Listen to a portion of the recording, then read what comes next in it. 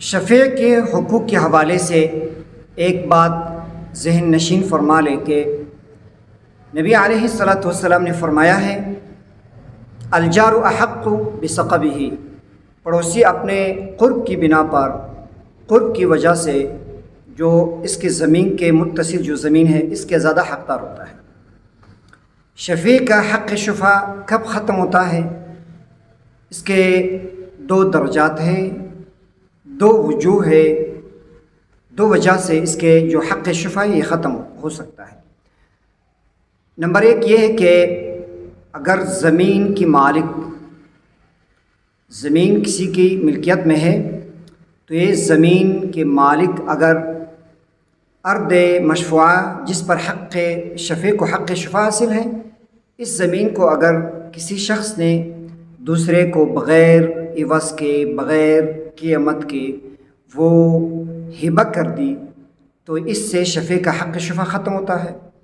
اور دوسری وجہ یہ بن سکتی ہے کہ وہ یعنی ایک دکان بازار میں فروخت ہوئی، پھر اس کے دو شفعات تھے، دو دعویدار تھے حق شفا کی بنیاد پر، دو دعویدار تھے، تو پھر یونین نے، لوگوں نے ایک شفیع کو سائڈ پہ کر کے اس کو یہ پیشکش کی کہ ہم آپ کو حق شفا سے دستبردار ہونے کے لیے کچھ رقم دے دیتے ہیں، دستبردار ہو جائے۔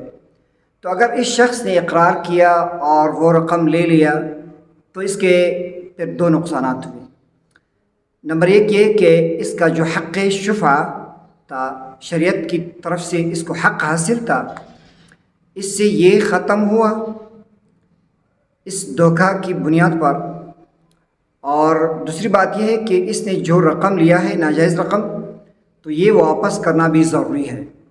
تو ان دو بنیادوں پر حق جو شفا ہے شفیع کے لیے یہ ساقط ہوتا ہے، ختم ہوتا ہے، تو اس سے بچنا چاہیے۔ اگر آپ کا حق ہے تو اپنے حق کے لیے آپ جائز طریقہ اپنا سکتے ہیں۔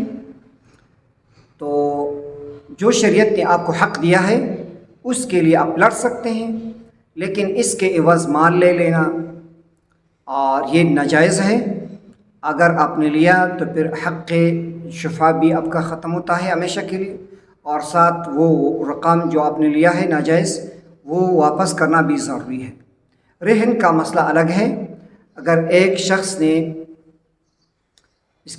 کی زمین ہے تو اس نے پھر فروخت کی دوسرے شخص پر، تو جو دوسرا شخص ہے اس نے شفیع کے لیے یہ ظاہر کیا، اس کو تو شفیع کو تو حق حاصل ہے شفا کرنے کا، تو دوسرا جو شخص ہے اس نے شفیع کے لیے یہ ظاہر کیا کہ یہ میرے پاس رہن ہے، یہ زمین میرا اس شخص پر قرض تھا تو اس کی وجہ سے میں نے یہ قبضہ کیا ہے، رہن میں ہے، میرے رہن میں ہے۔